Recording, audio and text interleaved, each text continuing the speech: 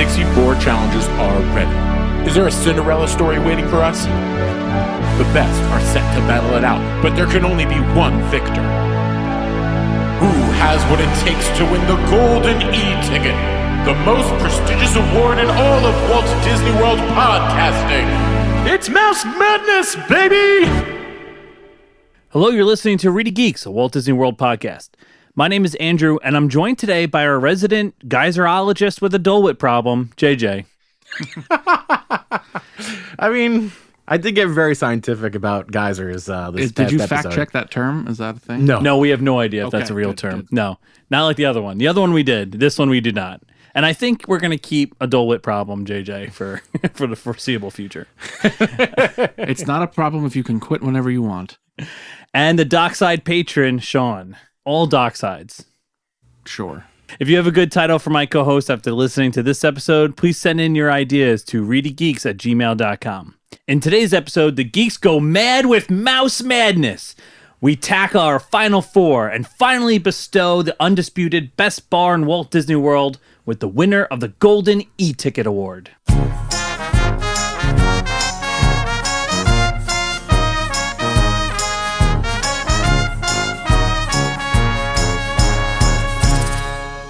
So welcome back to our final episode in our Mouse Madness Bar Edition. What do we call it? Series? I don't know. Inaugural, for sure. Inaugural. Oh, yeah. We're going to do this again. Not bars, probably, but... No, not bars. Yeah. Unless there's 64 new bars in Disney World by the time next year comes around. Drinks is a good one because I feel like restaurants is a little too adjacent to this. We'd be talking about. We need a little time before we do restaurants. Drinks is good. I mean, rides is good, but a lot of the shows, the podcasts do rides. Yeah. Hotels there's not 64 hotels. Well, I guess we could include some of the neighboring hotels. The old Super 8 on. We also could figure out something where we don't necessarily do 64, but the Airbnbs in Davenport, Champions Gate. We put up the 64 best Airbnbs at Champions Gate. They're all exactly the same. Because you got a wonderful imagination. So we thought we would do a different routine today, and instead of going straight into the matchups, we would provide a little bit of history and how these bars developed and where they came from. Yeah, I was surprised at how much history the two bars that I worked on had. Yeah. I was quite frankly shocked. You're saying there's historical context? Yeah, actually a lot of historical context. Like I had to condense it for it to fit within one episode. We're big fans of historical context on this episode. We is doing a lot of heavy lifting. The word we. It's a royal we. It's a royal we. Oh, the king. The king loves this historical context. So our final four is Dockside Bar at the Boathouse against Geyser Point Bar and Grill. And on the other side of the bracket, we have Nomad Lounge versus Trader Sam's Grog Grotto. I mean, excellent choices. These are good matchups. Yeah. These are good. These are great good places. matchups. All right, so let's start with our historical context from Dockside Bar at the Boathouse. Okay, so Dockside Bar at the Boathouse opened in April of 2015, so coming up on a 10-year anniversary. Congratulations, Boathouse. So when it opened, Boathouse and the Dockside Bar quickly became Disney Springs icons. The food part is managed by Gibson's Restaurant Group, which has a lot of places that it owns, including the famous steakhouse in Chicago, Gibson's Steakhouse. Now, does 2015, is that when Disney Springs became Disney Springs? Was this an inaugural restaurant to Disney Springs? To my knowledge, yes. Okay. Oh, that's a good question. I think that's when Disney, around that time, 2015, 2016, is when Disney Springs became what it is now. To my knowledge, that is, it was something that opened with Disney Springs being revealed, yes. So the Boathouse itself is actually a concept created by someone I consider to be a hero of the themed dining experience. The guy's name is Steven Schuessler, also known as the godfather of the Rainforest Cafe. Whoa. Wow. Yeah, and T-Rex. So the Rainforest Cafe has like this insane history that Podcaster Rod did an episode about, and it's really fun. But the highly condensed version is that the Rainforest Cafe was like a big passion project for Steve. He had this vision that like people love animatronics and themed experiences, but like no investors were willing to like let him open up a chain of restaurants.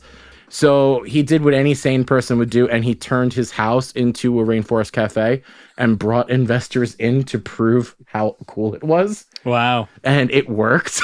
And then like cut to like within 5 years, he had like 40 Rainforest Cafes across the country. And Steven Schussler's passion is insane.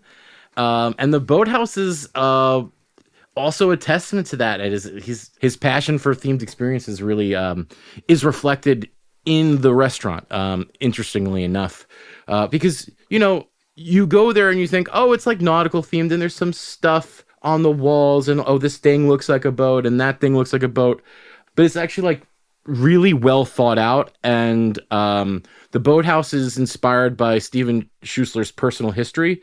He's lived on Lake Minnetonka in Minnesota, and it's an ode to like living the lake life and celebrating all sorts of unique vessels.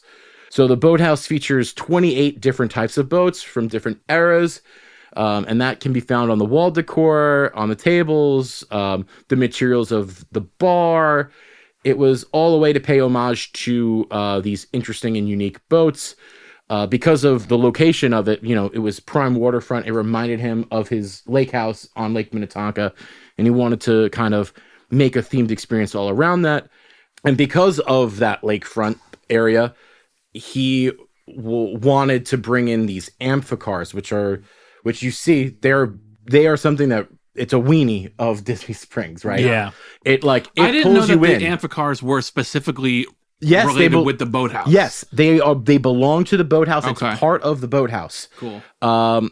Which is another reason why this place is so special, and specifically why that bar is so special is because it is the prime viewing location to watch the amphicar boat launch. Yeah. Mm-hmm. That whole area is, your front row watching these cool, like kitschy old cars that are somehow also boats. It's like James Bond, but like, yeah, I mean, some of them look like you got like a 57 Chevy launching out into the, it's like the kitschy version of a James Bond car. Yeah. It's really, really cool. If you've never been, as soon as you go to that area of Disney Springs, you're just completely drawn into that area. But what's interesting is I think the Dockside Bar is the kind of place that makes you stay there. Like you get drawn in because of those amphicars, but you want to stay because you get the full boathouse menu at the Dockside Bar. There are these amazing, cool signature drinks and seasonal offerings, including the iconic blue ducky drink. Yes, which you've definitely seen on social media if you've ever followed like a Disney food sort of page, or if you've ever rifled through Sean's luggage, which I have. So to say that the boathouse and a Dockside Bar was a success is a huge understatement. The boathouse is actually the number 3 highest revenue for an independent, as in a non-chain restaurant, in the United States for 2024. It brought in over $45 million in revenue. Wow. Which is a ton, which is like double of what number 12 was, which was the Smith & Wollensky's, which is a big steakhouse in the city. It's like, you've got like the old steakhouses are like Keen's and Peter Luger and Smith & Wollensky. So this is a big deal kind of place. It's a very iconic steakhouse, and Boathouse doubles their revenue annually. Yeah. It's nuts. So for its 10th anniversary, I feel like there is nothing more fitting to celebrate it than with one more achievement, and that is being in the final 4 of Best Bar in all of Walt Disney World for the ReedyGeeks podcast. Yeah. It's a pretty big deal being in our final 4. It's a very prestigious award. Yes. I agree. Bars will You know, when you go to bars in Disney Springs and places have to advertise in their front window their health code, their rating, everything. Places will eventually put their golden e-ticket. They got their Zagat, right? Exactly. And then they have underneath maybe right above their Michelin star, they've got their little golden e-ticket. Yeah, you've got to be mentioned on the ReedyGeeks podcast. Right. Runner up. That's crazy about the money though, because that breaks down to about, if you go your average 30-day month, the boathouse brings in about $126,000 a day. Yeah. In bills. Wow. That's crazy. Yeah. That's crazy. I mean, the place is always packed. The place is always packed. Yeah. It's one of those places that's it's not impossible to get a reservation there, but it is hard to get a reservation. Yeah, which means it has to be popular for locals. That kind of business is more than just tourists coming down, because you got to imagine people coming down to Disney. I feel like on average, your casual Disney goer is walking around Disney Springs, not really knowing where to go, what to do. They're kind of just seeing the sights. They may not know to go to the boathouse. So to bring in that kind of money, that has to be one of the most popular restaurants just in the Central Florida area. Oh, I mean, it was the highest ranked. There wasn't any other on that list. There wasn't, there wasn't another one in the top 5 in Orlando. That's great. That is crazy. Because it's a great bar. And we're really only focusing on the outside area. Yes, just the bar. Just outside. the outside bar. There's an inside bar, too. Yeah. Didn't even mention it, this whole bracket. Just the outside bar.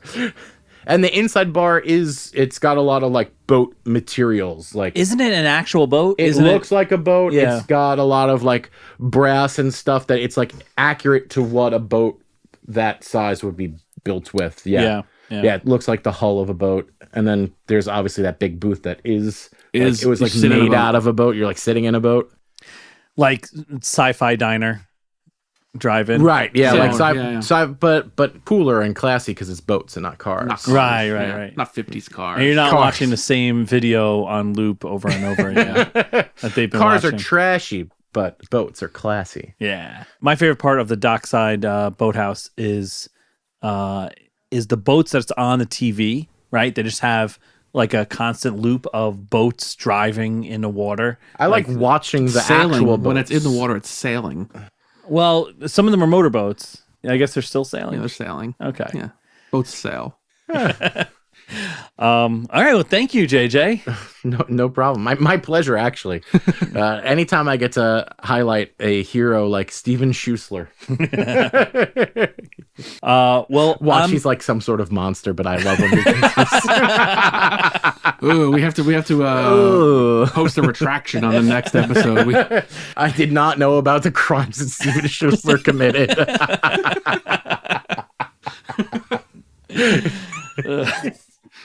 Boys, watch your manners. Yeah, if you can't say something nice. Boys. Okay, so I am going to talk about Geyser Point here, which is going up against the boathouse. And a story about Geyser Point is really the story of Copper Creek, the DVC resort that was built around the same time as Geyser Point. So just to put us on a timeline here, a little historical context for Sean. Wilderness Lodge is built in 94, and the first DVC resort at Wilderness Lodge is first called Villas at Disney's Wilderness Lodge, now known as Boulder Ridge. That's built 6 years later in 2000. Copper Creek came along later on in 2017, and that's when they changed the name from Villas at Disney's Wilderness Lodge to Boulder Ridge.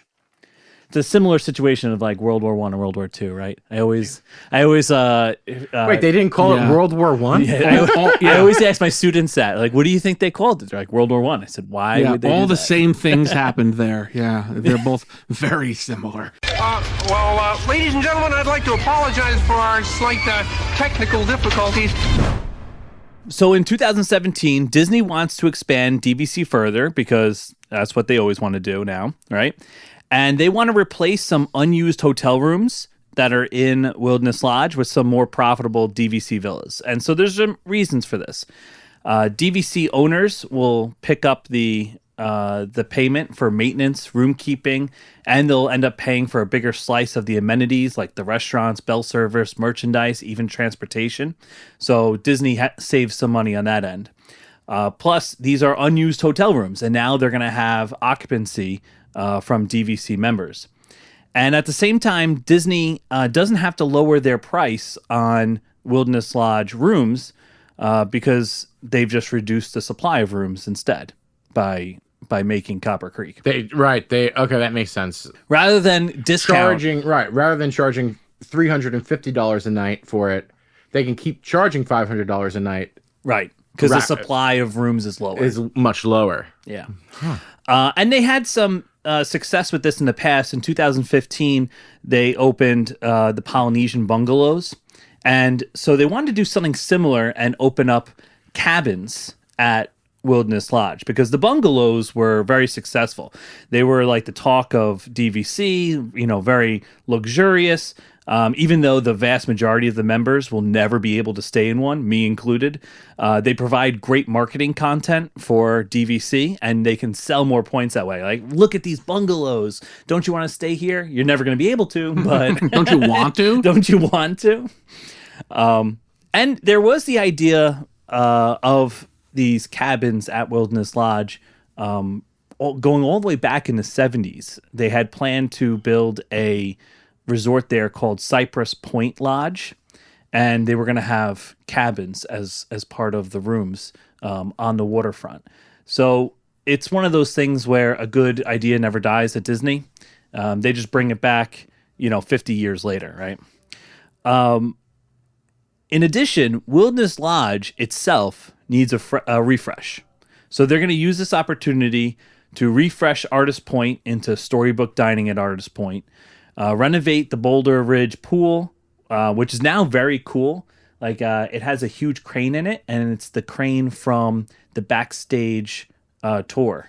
Oh, cool! It's cool how they repurpose things like that. Yeah, like the DJ at Oga's Cantina is Rex from the old Star Tours. Yeah. Yep. That's cool how things get repurposed there. Yeah. So they renovate the pool. They also added a spa. They took away the main pool's bar and they turned it into a spa. That's currently closed though, as with like all the spas except for Grand Floridian. Pave Paradise, then put up a spa. Are spas just not a popular thing at Disney World? I think they were at one point, or now if they could just, ship everyone over to Grand Floridian. And that's just the place to go if you want a spa treatment. You go to Grand Floridian. I think though it's a shame that Saratoga Springs and Spa doesn't have a spa. Doesn't have anymore. a spa. Yeah. It's literally resort and spa. Resort and spa. You're right. Doesn't have a spa. Yeah. Wow. And that, I don't know when that will actually open, who knows? But in addition, they wanted to build a hybrid quick service bar and grill, and they're going to call that Geyser Point. So Geyser Point is actually pretty important to this plan of renovating Wilderness Lodge, because unlike when those Copper Creek rooms are just hotel rooms, DVC resorts have close to 100% occupancy rate, all year round. So I did some research on this for the story, and Wilderness Lodge in general always has their DVC rooms are always at 95 to 98% occupied all year round. Jeez. Yeah. So, these were rooms that maybe were 50, 60% occupied, now going up to, in the 90s. You need more food for them, for all those people that are there. Right. Plus you're adding 36 waterfront cabins. So you're going to need the extra food. And they're taking this time to renovate Roaring Fork, which is the quick service there. So that was down for a significant amount of time. There's no more pool bar because that got turned into a spa. So it was pretty important that they had another food establishment there at the Wilderness Lodge. They also wanted to make it like pretty luxurious because that's what the cabins are. The cabins are meant to be luxury. Well, right, because they're supposed to be the Wilderness Lodge version of the bungalows. Right. Yes. And so, they're supposed to be pretty luxurious feeling. Again, just to sell. You're doing this to sell the points, right? But with everything in the Wilderness Lodge, of course, it has like a backstory. The Wilderness Lodge, I mean, I haven't looked into the backstory of like all the resorts around Disney World, but I don't know if one has as much backstory as the Wilderness Lodge. Like, just even the pool has a backstory of like some dumb prospector lit some dynamite by accident and created a crater. there's a backstory. Yeah. Yeah, Okay. Like a fictional backstory. A fictional backstory. Right. Sorry, yeah. Okay. To be more clear about that, yeah.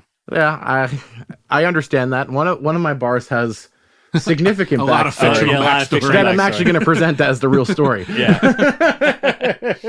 So I'm not going to go into the whole fictional backstory of all of Wilderness Lodge because honestly, that could be its own episode, own series of episodes.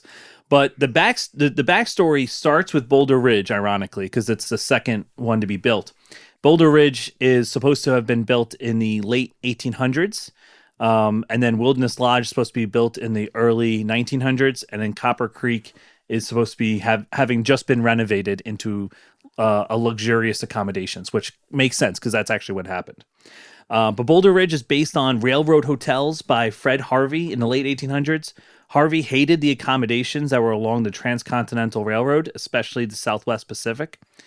And so he set out to create a more civilized, quote unquote, civilized hotels and a high quality hotels and restaurants at these stops along the railroad. And this is supposed to be one of those stops. So this is supposed to be a hotel that's made by Fred Harvey in the late 1800s. And it's supposed to predate the Wilderness Lodge proper building. Is Fred Harvey one of these SEA or Adventurers Club people? No, Fred Harvey's actually a real person. Oh, jeez. That's a real story. Yeah, that's a real story. It's not a shell corporation. That No. Oh, no, because a window in Main Street, USA. Right, exactly. Yeah, or because so many. It's not like a Henry Hightower or whatever. No. Yeah, no. Yeah. Fred Harvey is a real person. Built a company, was very successful at it. Had tons of hotels and restaurants. Even had this like side thing of like, so it's not a side thing, but he would hire girls from the East Coast to come work at his establishments, and like, of course, he had criteria. It was like the original Hooters. Oh, jeez. Yeah. And but that was, people credit that as quickening the settlement of the West because tons of women, single women, came out west. Oh, and to then work these guys, as Harvey's girls. and then these guys would be in these places and be like, "Oh wow, look at all these women in this town. They start families. I think I've gone far west enough." I'm gonna settle down here. So where does Geyser Point come into this? Yeah. Okay. So Geyser Point is named after the geyser that's right next to the bar and grill, right? And that's called the Fire Rock Geyser. All right. So there's a little bit of backstory on the Fire Rock Geyser, and then that's all I'll give you for backstory. Okay. So there used to be a newspaper when you checked into the Wilderness Lodge. They would give you this newspaper. It was called the Silver Creek Star, and that newspaper had all of the backstories of everything in Wilderness Lodge on it. And so this starts with Colonel Ezekiel Moreland. And it's the early 1900s, and he finds a beautiful valley with a beautiful river in it. And it has many minerals in it that sparkles when light hits it. So he names it the Silver Creek Springs. So that's that spring that you see inside the lobby that travels down towards the pool. Okay. He sends a letter to his daughter to come meet him there. She's an art curator.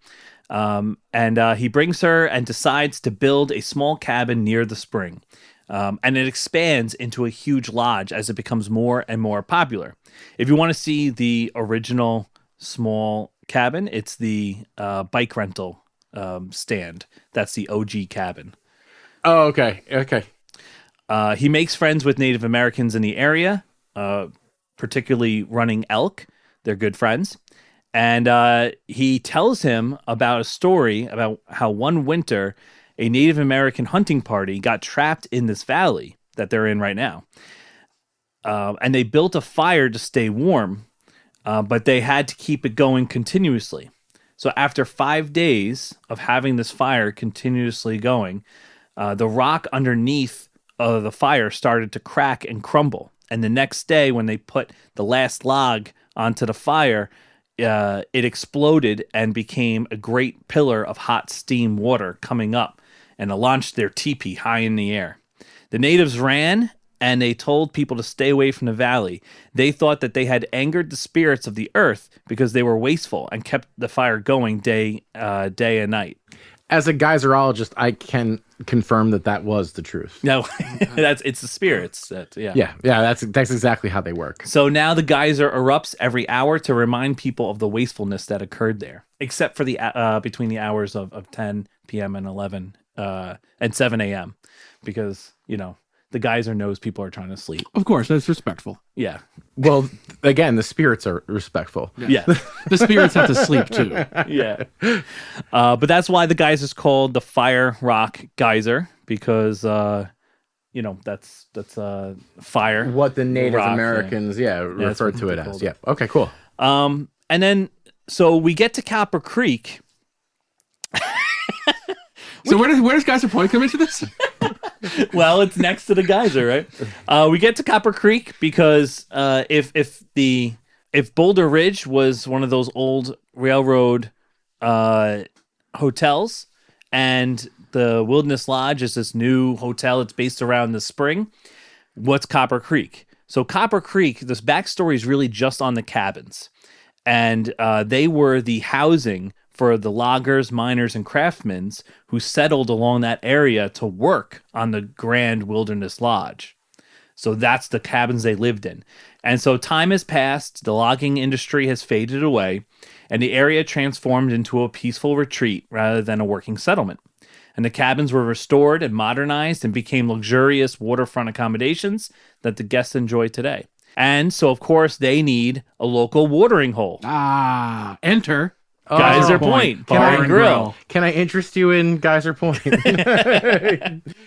It serves as the resort's relaxing gathering place, just like how the workers would have needed to have a relaxing gathering place after the hard day work. Sure. Yeah. Sure. But of course, that's been renovated and now luxurious. Luxurious. Indoor, outdoor. Indoor, outdoor. You know what I did? Yes. In this research, I did learn that, or I have multiple sources saying that there are retractable doors, retractable walls on Geyser Point if it's raining, like, and the water's coming in. That makes sense. But I can't find any picture of the walls down, so I can't confirm that. But a couple sources. It might be so like it has to get really bad. Right. Like your average 3:00 in the afternoon Florida rainstorm is probably not going to shut the doors, but yeah. And then who's taking a picture? Like, not for a blog. You're not taking a picture of like the Disney food blog isn't taking a picture in that rain. Yeah. To put on their website. Yeah, I guess so. Yeah.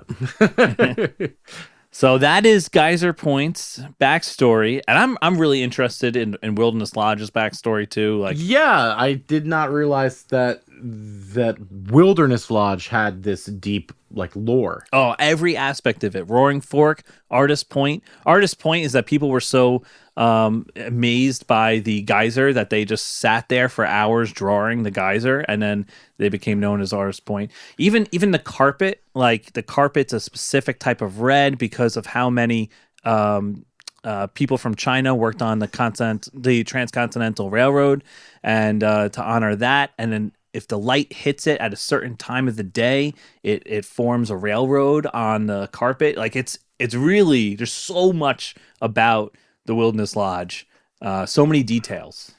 Wow. Are the other hotels this detailed? I have no idea. This is like Eisner's thing, though, right? Like he has a quote that everything should speak. Another hero. I apologize for the things I said about Michael Eisner years ago, right? Yeah, he was a hero to themed experiences. Yeah, I don't know if we'll ever see this type of intricate details ever again. No, because everything now is just luxury. Yeah, everything in Disney for the next 15-20 years is going to be enhancing DVC offerings, building towers, building luxury offerings. Yeah, you're not going to. all the storytelling is going to be in the parks. It's Yeah. not going to be in the hotels, Yeah. which is a shame. Well, It is a shame.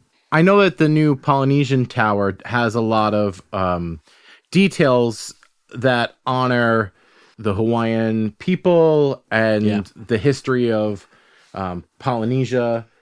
So a lot of the artwork and stuff has real meaning behind it, but I don't think it doesn't have a fictional backstory. Fictional backstory. Yeah. It just has Authenticity. oh, you're right, authentic homages to the culture that it's representing. Yeah. Which is really impressive in its own way. Right. It's a different sort of thing. Yeah. Yeah. Yeah.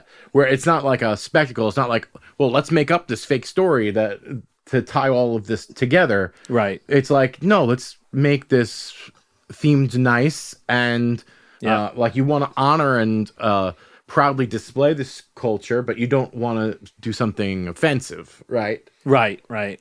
How? That's proprietary. Well, I learned a ton. Awesome. I think we learned more than we maybe anticipated learning. All right, so that's our final four on the right side of the bracket from Springs and the restaurant. And if we head on over to the left side where we have the parks and resorts, we have Nomad Lounge against Trader Sam's Grog Grotto. Nomad Lounge versus Trader Sam's Grog Grotto. Good matchup. Very good match. It is a great matchup. Sean, you want to tell us a little bit more about Nomad Lounge? Yeah, Nomad Lounge. To understand Nomad Lounge, we really have to talk about the restaurant that it's attached to, which is Tiffin's. Tiffin's and Nomad Lounge both opened up in 2017 when they replaced Camp Mini Mickey, which was kind of that whole area was on its way to becoming Pandora. So they wanted to do something with that area, and Tiffin's and Nomad Lounge both opened up at the same time. But I was trying to look up specifically Nomad Lounge, and there wasn't a lot of history for Nomad Lounge, which caused me to kind of look into what specifically Tiffin's was. And Nomad Lounge is just advertised as kind of like the outpost of Tiffin's, where Tiffin's sit-down restaurant is basically... I mean, anyone who knows Disney and knows the story of Animal Kingdom, you think of Joe Rohde. You know, his basically big passion project, him traveling to, Mount Everest and traveling to these places to theme the park. And Tiffin's is basically an homage to all the traveling that was done. It's basically an homage and in a weird way, a memorial, but a living memorial to the Imagineers that did all the traveling to get Animal Kingdom as Authentic as it is, and it's all pictures of the Imagineers traveling, a lot of Joe Rohde's adventures and expeditions in just making sure that they're bringing the most authenticity from these countries, from these areas of the world to Animal Kingdom. So Tiffin's is just one big, like I said, homage to the traveling and the expeditions that were done to make Animal Kingdom what it was. And the Nomad Lounge, and Nomad obviously the word nomad means traveling person. Nomad Nomad's Lounge celebrates the traveling that the people that come from around the world to Disney World to visit do. And there's a lot of... above the bar, there's a hanging chandelier that has a bunch of kind of questions that make you think about why you travel, where you travel, when, and kind of what you want to experience when you travel different places. So the whole Tiffin's and Nomad Lounge themselves, while there's not a lot of actual history, the way there's history, like, history for the Boathouse or for, Geyser Point. But it's just there's a lot of storytelling, which I think, I don't know, and doing a little bit of reading on this, I think Animal Kingdom might be the park that maybe does storytelling the best. Yeah, just with its essence. Yeah. Like not even with rides or anything like that, but just like, the buildings, the architecture, It almost created the new style of like looking at the Polynesian Tower, right? Where we just spoke about, the tower has all of these things that are highly themed, but still dedicated and respectful to the cultures. Like Animal Kingdom started that. Yeah. That's really interesting that Tiffin's, has all those little details that explain, how they got all this stuff and how they knew how to, how do you make an African village? Well, you have to go. You have to go to an African village, and then you say, "Oh, this is authentic. This is what's right. This is what would be appropriate and fair for the people, and celebrates that place in a great way." Yeah. And I like how you said that, they're doing something. It's like the start of this new type of immersive environment. Like, just think about, Animal Kingdom comes out in 98, right? You have Islands of Adventure in 99, and look how different those two parks are, right? Oh, yeah. Like, this is the start of, okay, Harry Potter World then comes next, and you go, oh, that's another step up from in immersion. But it kind of started with Animal Kingdom. Because even then, the Disney parks weren't really like Fantasyland and Tomorrowland and the World Showcase and it's superficial. Right. It's not like it's a different level of Animal Kingdom brings a different level of immersion where you really you're in Florida, you're in Disney World, but it really feels like you're sitting in a restaurant in Africa or in a restaurant in Asia. Yes. Or a marketplace in Harambe. Exactly. Yeah. If you took the people away, you go, yeah, this is legit. You know? But then it's full of theme park goers, and you go, oh yeah, I am in Disney World in Florida. So like while Tiffin's is a celebration of the Imagineers and everything they did to bring Animal Kingdom basically to life, Nomad Lounge is a celebration of just traveling and different people visiting every day, thousands of people visiting the parks, different people every day. That's cool. And I think that's what makes Nomad Lounge kind of a cool, special place. Yeah, I like that. Nomad Lounge is a very special place.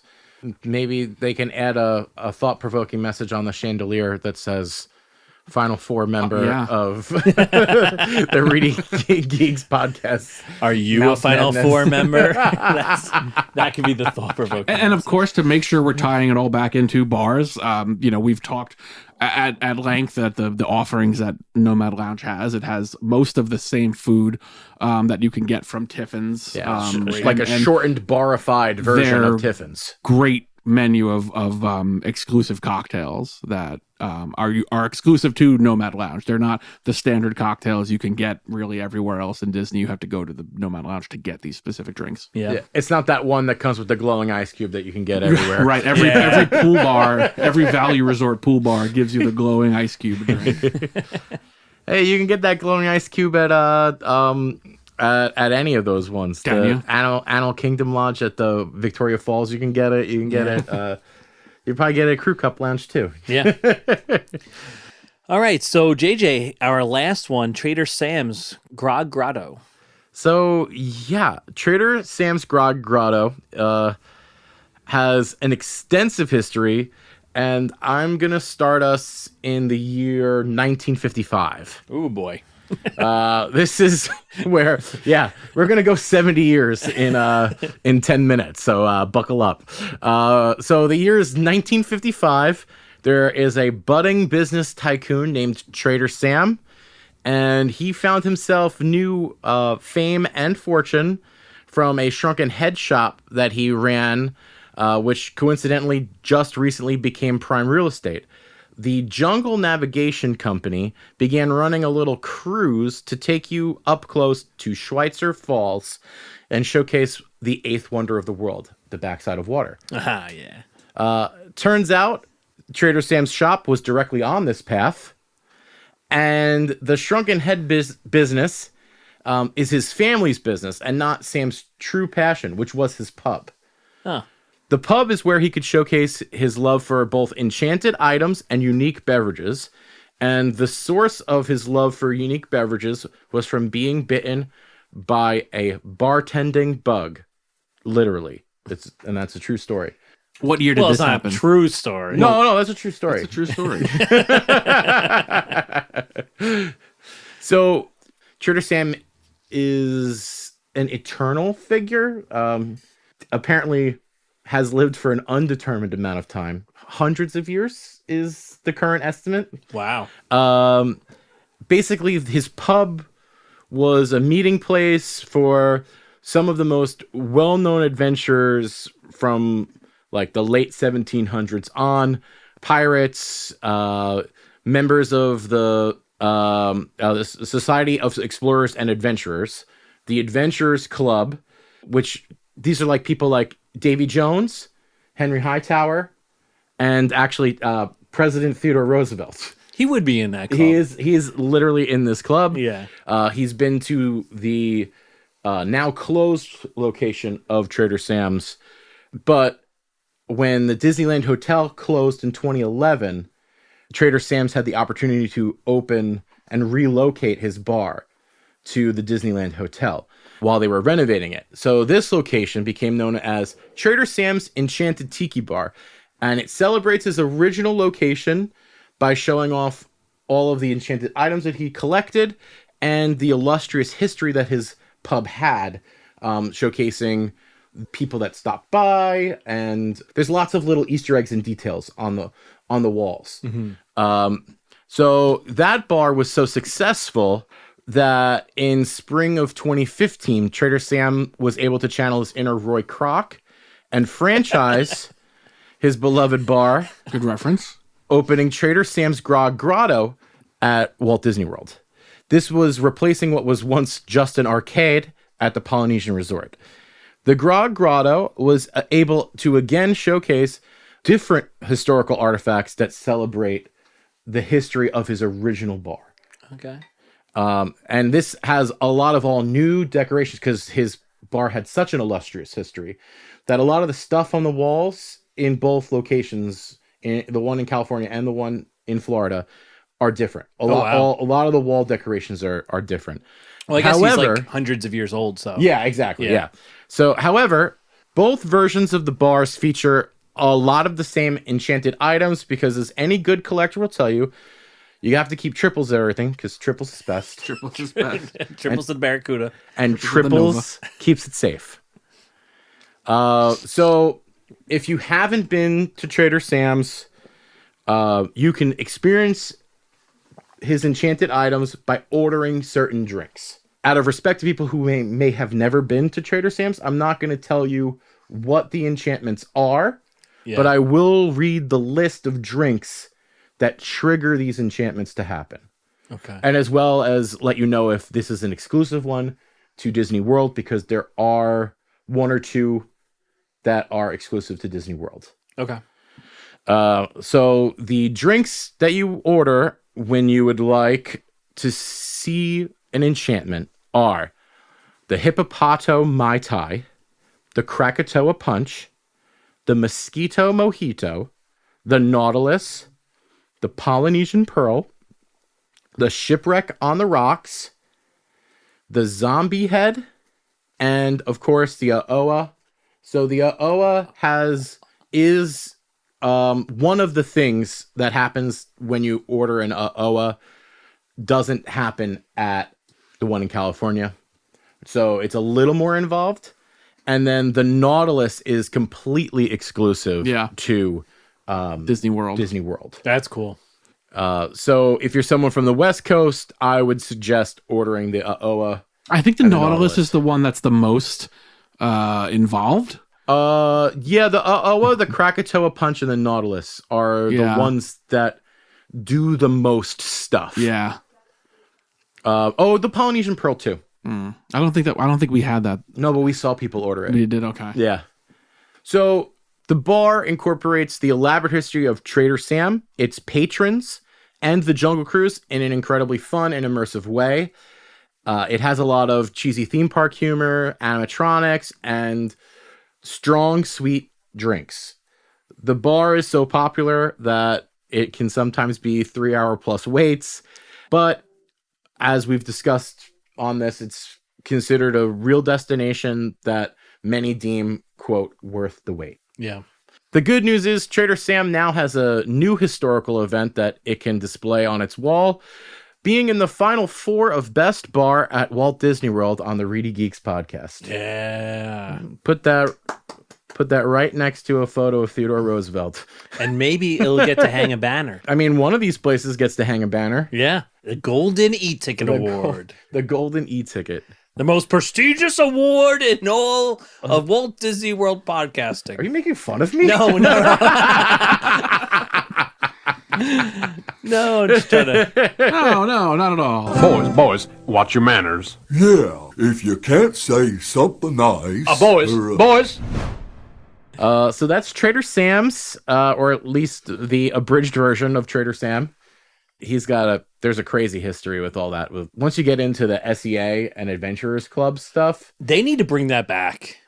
I want an SEA bar or, hotel or something. Like, that would be so cool. I mean, I believe that possibly that Pirates bar may have some of that in there because Davy Jones, Jack Sparrow, Jack Sparrow's mother are all kind of in that world as well. I don't know if they're officially members of SEA. Right. But there could be some influence in that.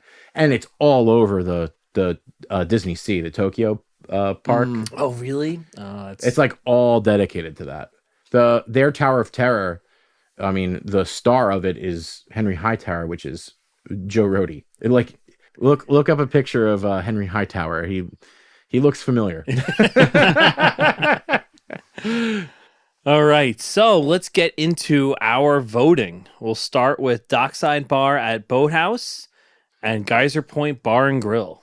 It comes down to this. It does. Wow. There's not much more discussing we can really do. Yeah, we've said the good, we've said the bad, for some of them we've said the ugly. We've gone as far down the rabbit hole in each one of these places as we possibly could, so here's the thing. I know we had a lot of tough matchups. I don't think this one is that tough for me. No. I ultimately don't think it is either. I think I know where I'm voting. I think I've known for a little while where I'm voting. Yeah, as soon as the one ended, I knew this one. Yeah. All right, so then let's just go with it. Okay. I'm voting for Dockside Bar at Boathouse. I just think I really do think it might be the best bar in all of Walt Disney World. I'm going Geyser Point Bar and Grill. I think it's more versatile. I think you fit more people in it. It's a nice, quiet atmosphere. I like it. My vote will be for the Dockside Bar as well. The listeners voted for Dockside Bar. Wow, we got a finalist. A finalist. Wow. The first finalist.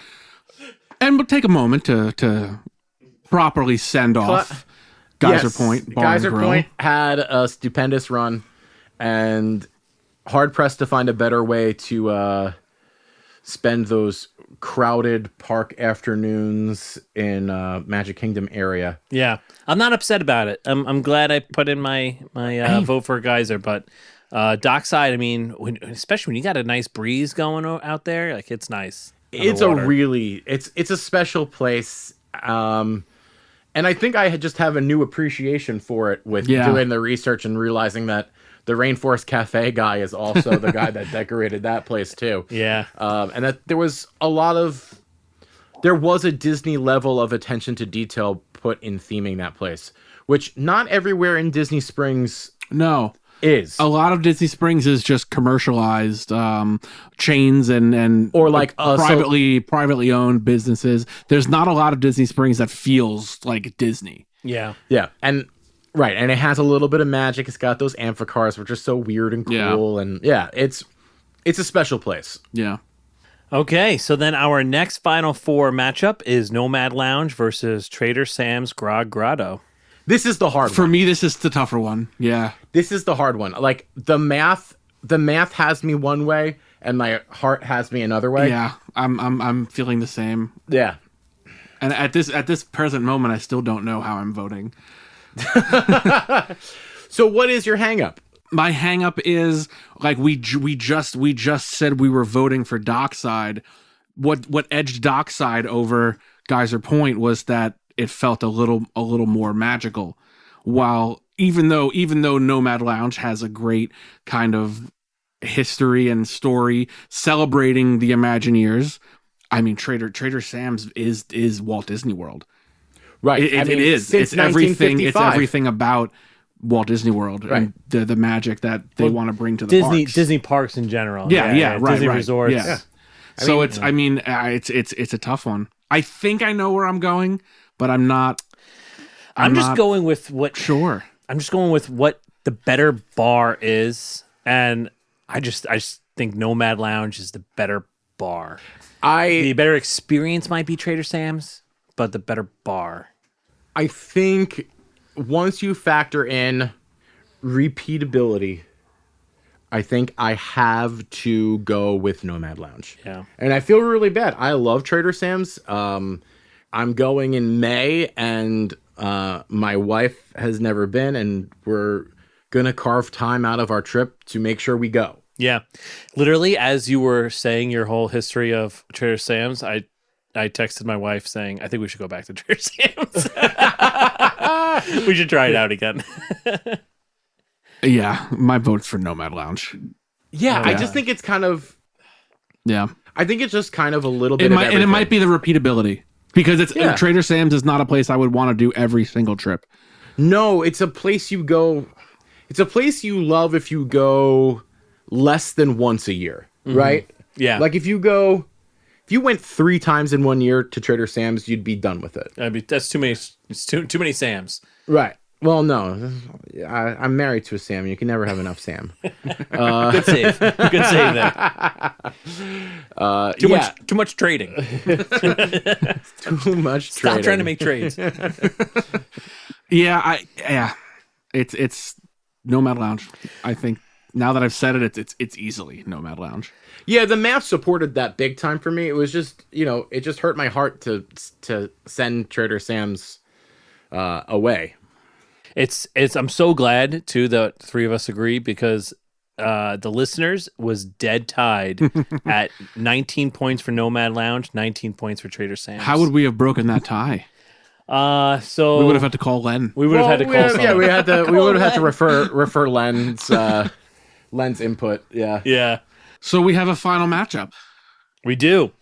Our final matchup is Nomad Lounge versus Dockside Bar at the Boathouse. A number 1 seed versus a number 4 seed. Okay. A worthy matchup. Yeah. Before we get into the final, I do have some superlatives prepared that I'd like to give, maybe like a mini award show. We're gonna hand out some superlatives to, and we'll do some golf clapping for this. Maybe he's got a drop that might sound better than us clapping.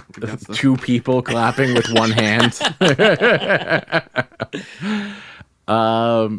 First, I want to say thank you to everyone that filled out brackets and made this bracket happen. I think you guys... I'm holding a bigger stack of printed out brackets than I thought we were going to get. Yeah. So yeah, it's amazing. This is how many there are.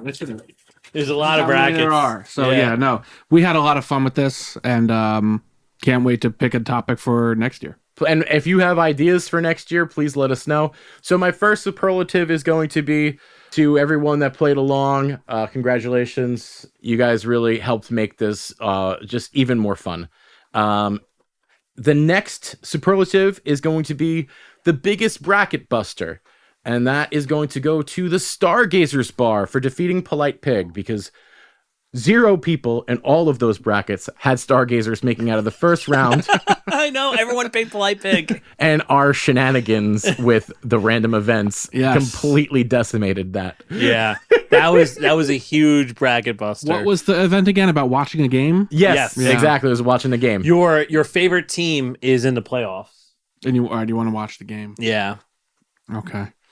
The next one is surprising because the recipient was actually a 1 seed, but the Cinderella Award, because every bracket needs a good Cinderella story, and this is going to go to Dockside Margaritas. Dockside Margaritas. It lasted so much longer than I thought it was going to last. How many of us have actually ever had a drink at Dockside Margaritas?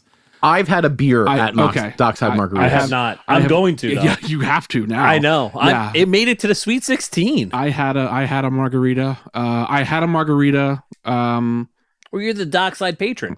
I had to have. Drink up me hearty Joe.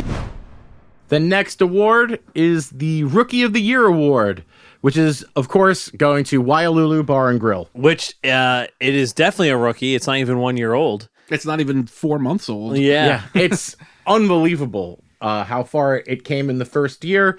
And I think if we ran this same tournament back in a few years, it would probably do even better. Yeah. So it went. Yeah, it made it to the Elite Eight, right? It was Waialulu versus Geyser. Yes, it made it to the Elite Eight. Yeah, that's huge. Wow. Yeah. And you know what? It's we had some listeners that picked it to go pretty far too. Oh yeah. I'm sure there are people that had it in the Final Four, right? Yep. Yeah. I mean, it seems worthy. It's just so new. I haven't been there to really compare it to Geyser Point. So the next one is the award for most outrageous seating. As if we haven't said enough about the seating. Yeah, I know we said we'd stop talking about the seating, but I had to bring it up again. And that goes to Warong Outpost at Animal Kingdom at the Animal Kingdom. Claps.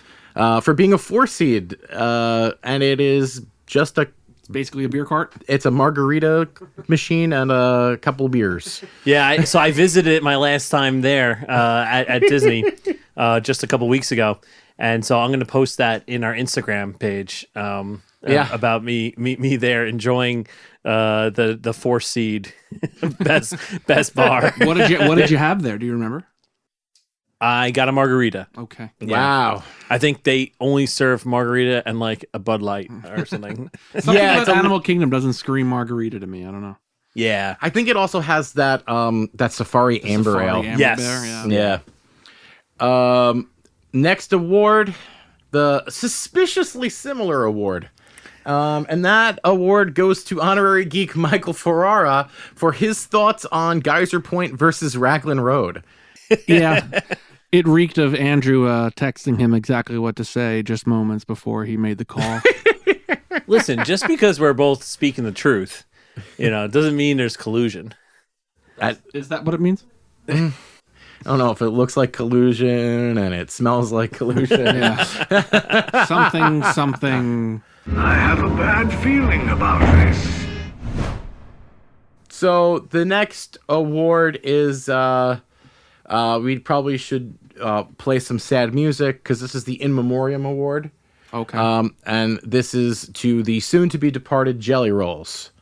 Once a staple of the boardwalk and that whole area as a place to have a great time late into the night. Yeah. Probably the latest place open. Yeah. In Disney. And very soon to be closed. We're 1 month out from the last day it's operating. I wonder where they're going to go. If it's not on Disney property, people probably Disney people aren't going to go to it. Yeah. So they did say it's not going to be on Disney property. Yeah, but who's... so the business itself is going to relocate somewhere like in Orlando? Yes. Interesting. It's not going to be City Walk because they already have They got patios. Pat O'Brien's, yeah. Yeah. I mean, listen, downtown Orlando is a fun place. You throw a dueling piano bar in there, I'm sure it'll do well. What could possibly go wrong?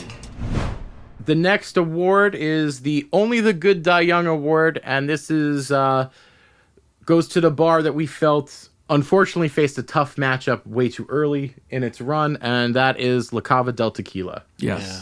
Sorry, Len. Pouring one out for a fine bar that was a victim of what we won't say anymore is some very controversial seating. I mean, here's the thing. We would have still picked Rose and Crown over it eventually anyway. Yes. Yeah, that's probably true. And speaking of, the award for biggest party bar goes to the Rose and Crown. Amen. Just because we had to give it some award. Yeah. Maybe they can hang that up in their window. ReedyGeeks, I think biggest they'll party kick us bar. out if we try to hang something up. It'll only be the third time we've ever been asked to leave the Rose and Crown. We should make stickers and put them in the wall, In the windows. In the windows Yeah, ourselves. right next to exactly, just like we said, right next to their Zagat guy. Yeah. That's not a bad idea, actually. The last two, of course, Bartender of the Year goes to Teslin from Geyser Point for helping with tiebreakers in the Sweet 16. And then the very last award is Best Podcaster Involved in This Bracket Award. Yes. There are not one of us three. No, there are 4 podcasters involved. It is not one of the 3 of us. Spoiler alert. It goes to Len Test, of course. I'm still shocked that he filled that out, and I can't wait to tell him that none of his picks made it to the end. that he actually scored last in our challenge. possibly the lowest cumulative score of all of them. Hopefully it's not the last time we hear from him. No, thank you so much, Len, if you are listening, because probably not. But anyway, thank you so much. Not this late in the episode. No, he tuned out about 15 minutes into Andrew's history of Copper Creek. I think he would be very interested in that. He seems like a historical context guy. Big historical context guy. Sam, are you about ready? Yes, it's a glorious 3-hour finale. You got a minute and a half. So now we have to do it. Yeah, so we're ready. We're ready for the final. We have to do it. Now, you don't just say it. Does anyone know completely where their vote is going? I think I do. I do as well. I know where I'm going. Interesting. I think I do too. I just don't. Do you want to vote and then talk about how we came up with where our votes landed? Yeah, instead of talking about the bars again? Let's do that. Okay. So I am voting for Nomad Lounge. I'm voting for Nomad Lounge. I'm voting for Nomad Lounge. Wow. There it is. Wow. And the listeners voted for Dockside. Wow, the listeners couldn't give us a clean sweep. No. Listen, But our votes are the ones that matter. If the finale was a clean sweep, what was the bracket even for? Right, exactly. Oh, That's a good point. You know, this discussion is fun because there was some contention. Yeah. And that there were a lot of worthy options. Ultimately, I landed on Nomad Lounge because it's in the park. Yeah, this is Walt Disney World. I was gonna say it would have Dockside Bar, Raglan Road, and even some of the great bars at the resorts. I would have respected the outcome of the bracket, but it feels good and kind of right that a bar in a park wins. And I went Nomad Lounge because, for me, I think Nomad Lounge elevates the experience of being in Animal Kingdom. Yes. Whereas Dockside Bar, I don't know how much it elevates the experience of Disney Springs, whereas it's just a really good place to spend an hour taking in a view, getting some food, getting a couple of drinks. So I think Nomad Lounge, for the theme it has and what it is, enhances your experience at the park. And where it is, it's centrally located. You're right on the river there. It's a very special place that's worthy of a little bit of a wait to get a seat there. Sometimes it's a great place to kill a little time, enjoy the atmosphere of Animal Kingdom. For me, it was actually your presentation, Sean. Learning about all of that in Tiffin's and in the Nomad Lounge too, about how the reason why it's called Nomad is, we're all just travelers in this world coming, we're all coming and going. And we're all coming and going. And it is, I feel like, more Disney-esque. We talked about how kind of magical Boathouse is, but that's what Disney is. It's Joe Rohde, right? Yeah. It's that type of feeling, and it's great, man. And just sitting out there on the water, that river, hearing the Pandora sounds, the music, watching a cavalcade travel by you. Yeah. It's still celebrating a one of one. A Nomad is a one of one. Yeah. I feel good about landing there as the best bar in Walt Disney World. Plus, it's a lot easier to say the best bar in Walt Disney World is in one of the parks. One of the 4 theme parks. Yeah, as opposed to saying take a bus to the outdoor mall and go walk there. down this pier. Yeah, walk down this pier and to this bar that was themed by the Rainforest Cafe guy. You're gonna pass. You're gonna pass someone with mozzarella sticks, another person with a chicken parm. Just keep on going. Go right past their table. Walk past the raw bar and down a ramp, and you'll hit a very nice bar. Yeah, no, that's so true. This was a good outcome, and the process worked. I think a lot of the bars that we ended up with in like the 8, 4, and finals would have been the ones that we would have been there no matter what. Yeah. I think we landed on the right winner regardless of the matchups that led up to it. I think the winner was still the winner. Well, maybe we should go with the winner of our listeners' brackets because we have tallied up the brackets. Oh yes, we have to announce the person all of these people did all of these things, and one person rose above the rest with 81 points. I'm not an NCAA guy. I don't know if that's a good amount of points or not a good amount of points. That's not a good amount of points. 81? Yeah. No. Oh, okay. No, usually you got to be in the hundreds, You're right? Like too high 1 to 200s. Okay. Yeah. So with 81 points, Tom from Long Island wins the bracket challenge. Wow. What is Tom's prize? What is his title? Tom's prize. Well, I mean, what is his title? Oh, his award, the official award. He's the drunkest geek. Oh, yeah, he probably is. If he picked the best bar. Yeah, he's the drunkest honorary geek among us. I think he would respect that title. Thanks, Tom from Long Island. Yeah, Tom from Long Island. Make sure you write ReedyGeeks@gmail.com. Give us your address, and we'll send you a prize. Yeah. So how are we going to let Nomad Lounge know that they won? Well, how are we going to present the Golden E-Ticket Award to them? I think the next person to go to Disney World, who's going to Animal Kingdom, we need to actually physically create a Golden E-Ticket. Yes. And stop in and talk to a bartender and let them know that they've won this prestigious award. Yeah. And then see what they want to do with it. do they make giant gold leg lamps? It's a very prestigious award. He's like, it doesn't match the backstory of this bar, so we can't use this here. Definitely not hanging that. All right. Well, Sean, do you want to take us out? I guess so. This has been fun. Yeah. This was great. This is really great. Thus concludes our Mouse Madness. Madness managed, right? Madness. We can go back to being, normal. Normal ReedyGeeks. Typical geeks. Yeah. All right, Sean, why don't you take us out? Thanks for listening to another episode of the ReedyGeeks podcast. Rate, like, and subscribe wherever you get your podcasts. Any future topic ideas, nicknames, questions, comments, concerns, email us at ReedyGeeks@gmail.com and check out all our socials at ReedyGeeks. We'll see you next time. What happened? I won. This week's Honest Send-Off comes courtesy of Walt from Albuquerque. If you have an honest send-off that you want played at the end of one of our episodes, please submit an audio clip to us via our email address, ReedyGeeks@gmail.com.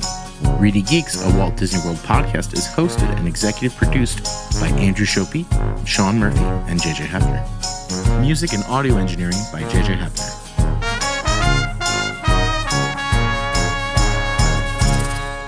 Bon voyage.